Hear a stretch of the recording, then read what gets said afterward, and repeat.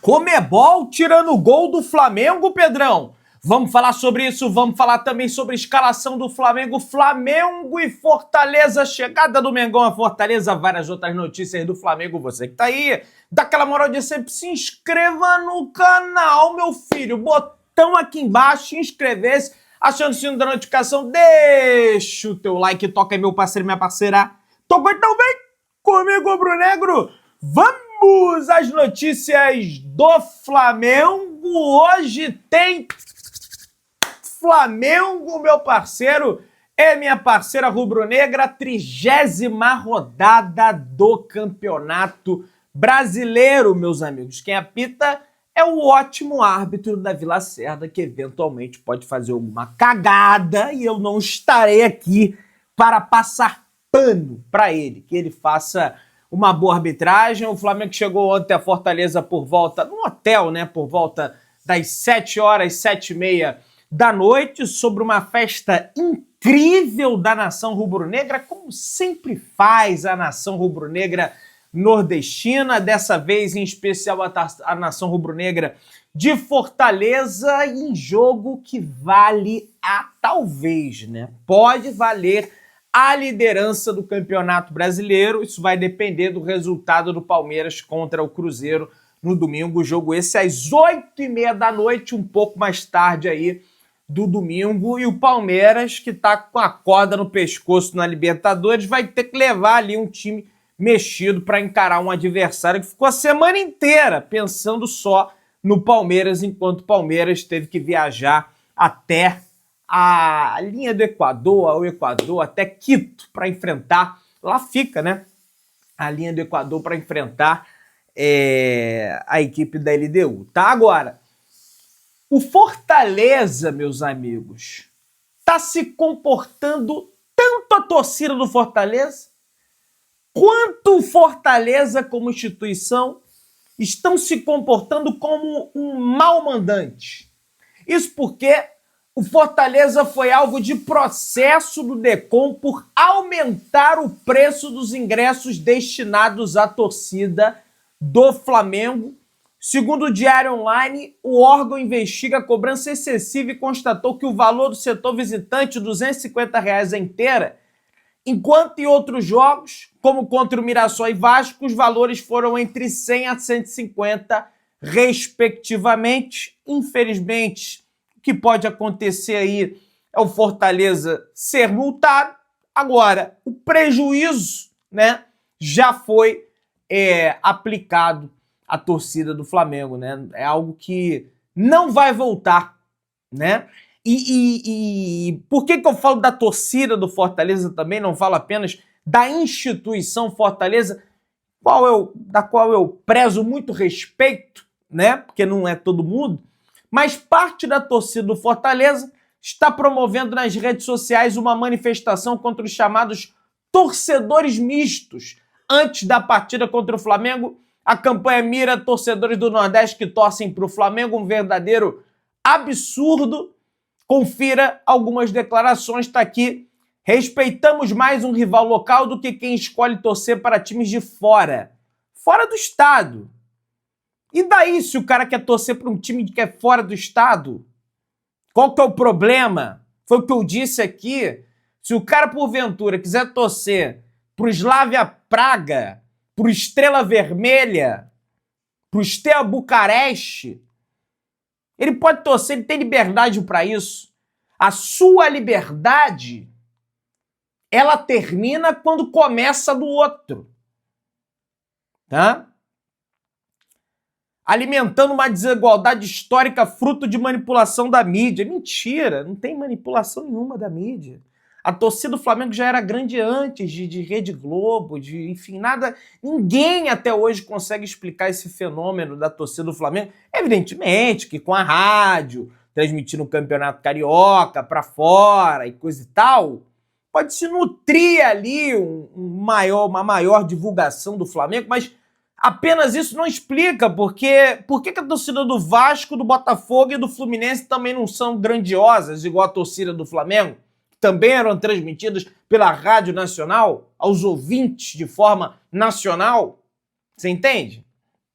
Não explica completamente o fenômeno social que é o Flamengo. Até hoje ninguém conseguiu explicar isso, ou se explicou, eu não li, eu não vi ainda, né? Então, é uma verdadeira vergonha. Isso aí a torcida organizada dele se manifestou lá também. Ame só o Fortaleza ou deixo, chega de mistos, prefiro sofrer com a camisa que representa meu povo, a idolatrar algo que pertence aos outros, sou nordestino e tenho time para torcer. E o Flamengo é nacional, o Flamengo é do Brasil. O Flamengo é do Nordeste, é do Norte, é do Sul, é do Centro-Oeste, é do Sudeste. O Flamengo é de toda parte. O Flamengo não é só do Rio de Janeiro, do Nordeste. O pertencimento rubro-negro é nacional. E até, em algumas ocasiões, internacional. Tá? Porque já tem torcedores estrangeiros que nutrem uma paixão, uma simpatia, um desejo de torcer pelo Flamengo. Né? É até o caso de um torcedor do Chelsea, que não conhecia o Flamengo, que conheceu através do Mundial de Clubes, e após o jogo Flamengo e Chelsea, ele passou a torcer pelo Flamengo, tá lá no X. O cara acompanha todos os jogos do Flamengo, apesar das partidas do Flamengo na Inglaterra passarem ali de madrugada em função do fuso horário. Tá? Então o Flamengo já vai aí quebrando barreiras, e cada vez mais vai quebrar essas barreiras, assim como tem gente no Brasil que torce para times de fora e não tem problema nenhum nisso. É a liberdade da pessoa. Se você é contra isso, saiba que você está ferindo a liberdade da pessoa. E isso promove ódio. Isso promove repulsa ao outro, ao diferente. Tá? Pelo menos no meu humilde ponto de vista. Vamos passar para outro assunto agora. Na avaliação no Ninho do Urubu, a opinião de Pedro foi decisiva para mantê-lo fora dos próximos jogos do Flamengo, ciente de que poderia agravar a fratura. O atacante optou em se preservar e aguardar a recuperação e a calcificação da fratura parcial do braço. É evidente, diz respeito à saúde dele. E, cara, se tem a possibilidade de agravar, ainda mais você enfrentando um time argentino, malaco, catimbeiro de Libertadores, um time que chega firme, é o que mais fez faltas, é o que mais tomou cartões amarelos, o que me diz que o atleta adversário entrando em campo, sabendo que o Pedro tem um problema no braço, ele não vai, sei lá, dar uma de maldade no Pedro, né? O que me diz que não vai fazer isso? Então é melhor realmente se recupera, entendeu? Tem outras opções aí, inclusive que a gente vai debater aqui, já tem informações de quem deve suprir essa ausência do Pedro, tá? Ali no ataque do Flamengo. Pessoal, a Conmebol definiu a equipe de arbitragem para o duelo de volta entre Racing e Flamengo, que acontece na próxima quarta, no dia 29, daqui a 4 dias, já tá chegando. O chileno Piero Massa será o árbitro principal da partida decisiva, enquanto Juan Lara, também do Chile, ambos chilenos, ficará responsável pelo VAR. Vale lembrar que o Piero Massa foi o árbitro do confronto da volta das quartas de final entre Estudiantes e Flamengo em La Plata no mês passado. E apitou bem. Apitou muito bem naquela oportunidade.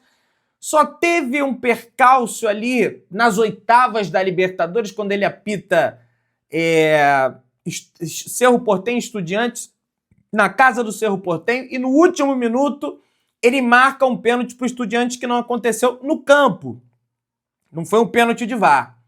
Ele marca no campo e o VAR da Libertadores, como é menos intervencionista, ele mantém a decisão da arbitragem. Mas, como eu falei no confronto contra os Estudiantes, se tem algo a extrair de positivo, se o cara dá um pênalti no último minuto para o time visitante contra o time da casa, é porque ele tem huevos.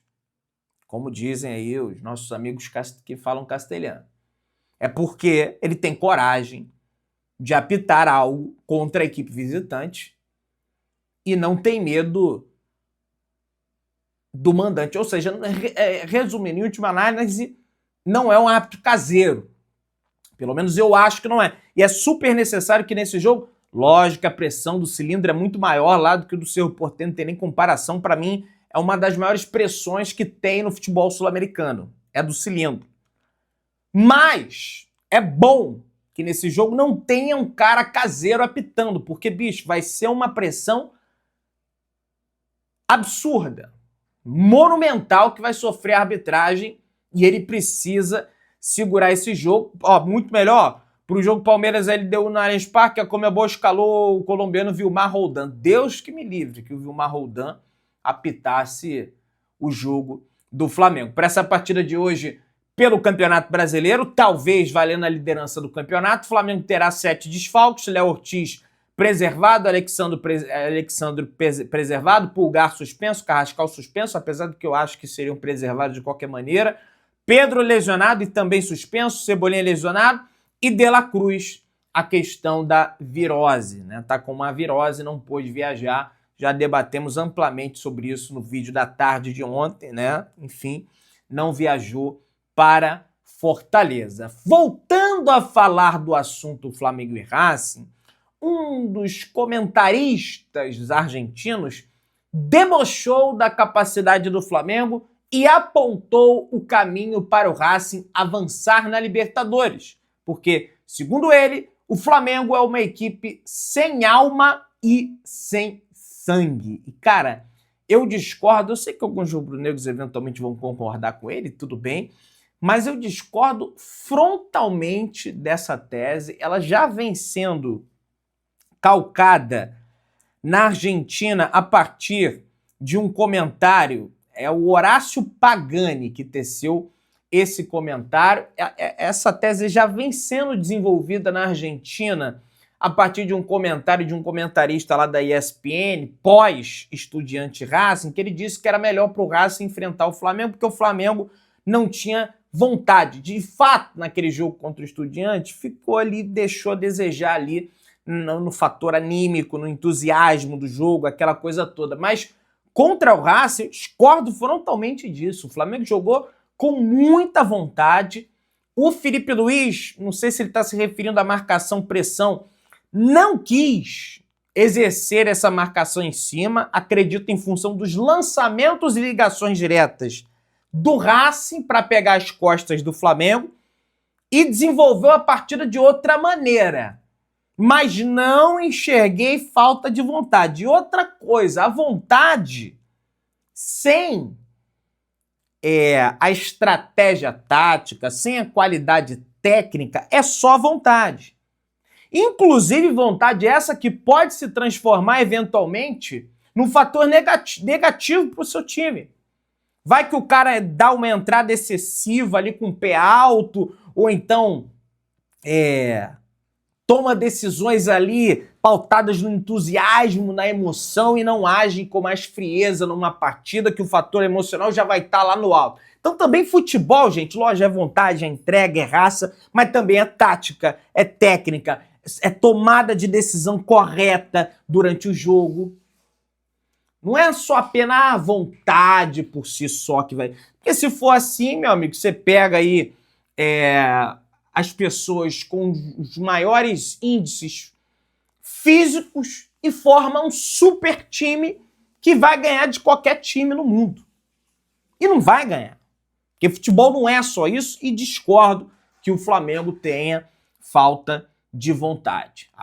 Até porque, quando esse sintoma se apresentou no Flamengo, foi principalmente sobre o Pedro, e o Felipe Luiz logo repreendeu através de uma entrevista coletiva. Então, discordo que o Flamengo seja uma equipe sem vontade. Falando da escalação do Flamengo para o confronto de hoje, sem Pedro, Plata deve ser o titular contra a equipe do Fortaleza. Saúl tende a ser o substituto de Eric Pulgar e Samuel Lino reassume a ponta esquerda após ficar no banco na partida diante da equipe do Racing, torcedor. Na provável escalação do Flamengo, nós temos no gol o goleiro argentino Agustín Rossi, na lateral direita Emerson Royal, volta a ser escalado, acredito que para o jogo em Avejaneda o Varela deve ser o lateral ali pelo lado direito, apesar que o Royal tem uma estatura um pouco maior do que a do Varela, ele pode pensar em botar o Royal para eventualmente fazer cortes ali na bola aérea, mas a gente tem que reconhecer que o Varela tem predicados defensivos que o Emerson Royal não tem, né? Na zaga, Danilo e Léo Pereira. O Léo Ortiz segue em recuperação na cidade do Rio de Janeiro. Ayrton Lucas na lateral esquerda, preservando o Alexandro. Meio campo, Jorginho, Saul, Jorginho e De Arrascaeta. Luiz Araújo pela ponta direita, Samuel Lino pela esquerda, Plata de centroavante. Se você vier me dizer que esse time não é capaz de vencer o Fortaleza, eu não sei mais o que vence o Fortaleza. É um time muito forte, é um time que tem Jorginho, tem Saúl, tem Arrascaeta, tem Luiz Araújo, tem um monte de gente.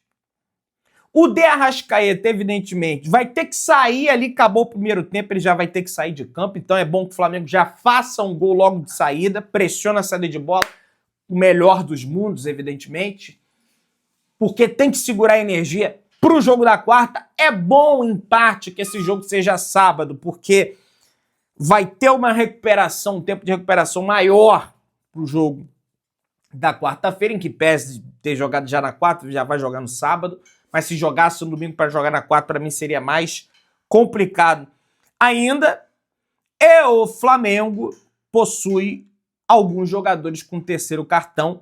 Luiz Araújo, Everton Araújo, Alan Rascaeta, Jorginho e Bruno Henrique somam 2 cartões cada, e se algum deles eventualmente tomar um cartão amarelo, não poderão enfrentar o Sport no dia 1º de outubro pelo Campeonato Brasileiro no estádio do Maracanã. Não é o jogo da Arena do Retiro, o jogo da Arena Pernambuco, né, que vai ser lá. Decidiu. O jogo da Arena Pernambuco vai ser no dia 13, durante a data FIFA, tá? Pessoal, a Conmebol confirmou aos seus patrocinadores que a final da Libertadores será em Lima, no Peru, aonde o Flamengo foi campeão em 2019. A informação é da ESPN Brasil. É aquela mesma coisa, ó, vai ser lá, mas estamos observando de perto os acontecimentos em Lima, e fica naturalmente, infelizmente, nessa dúvida, algo que para mim já deveria ter sido solucionado, né, digamos assim. Meus amigos, o Zé Elias se desculpou, tá? Sobre ele chamar o Danilo de ladrão, né? Para quem não sabe, o Zé Elias, achando que estava fora do ar, disse que o Danilo não está na Europa porque ele não tem mais capacidade para isso, que veio para o Brasil para roubar, ou seja, para se aproveitar daqueles bobões que iriam pagar o salário dele, porque ele já não joga mais nada e não merece o salário que recebe. A desculpa dele foi, para quem não conhece o termo boleiro, foi uma desculpa bem mais ou menos que ele deu lá na ESPN, uma situação deplorável que sequer deveria ter acontecido. E a ESPN, como emissora e detentora dos direitos de transmissão da Libertadores, deveria sim se posicionar e se pronunciar em relação a isso, mas parece que não vem ao caso, não deve acontecer. Pessoal, a Conmebol alterou na última sexta-feira a autoria do gol da vitória do Flamengo sobre o Racing por 1-0 na semi da Libertadores, jogo de ida. Inicialmente, o gol havia sido creditado a Jorge Carrascal, mas após revisão a entidade passou a considerá-lo gol contra, o que eu concordo, porque o Carrascal chuta, a bola não ia ser gol, o que não tire nada o mérito dele, jogou demais, melhor da partida. Entretanto, desvia no jogador do Racing, o Rojo, um outro bate no Rojo, enfim. Depois um outro jogador tenta cortar e não consegue, a bola entra. O lance foi então atribuído ao zagueiro Marcos Rojo do Racing, que desviou a bola para o próprio gol. Então foi retirado o gol do Flamengo, mas foi dado como gol contra, portanto 1-0 Flamengo, gol contra do Rojo, zagueiro da equipe do Racing, tá? E vamos ver o que nos espera. Essa partida já estou muito ansioso para assistir, mas hoje tem Flamengo e Fortaleza. Acompanha na Pedrão RNTV, só digitar na busca aí do YouTube. Você que tá aí, se inscreva no canal, aciona o sino da notificação, deixa o teu like, tamo juntão, saudações rubro-negras.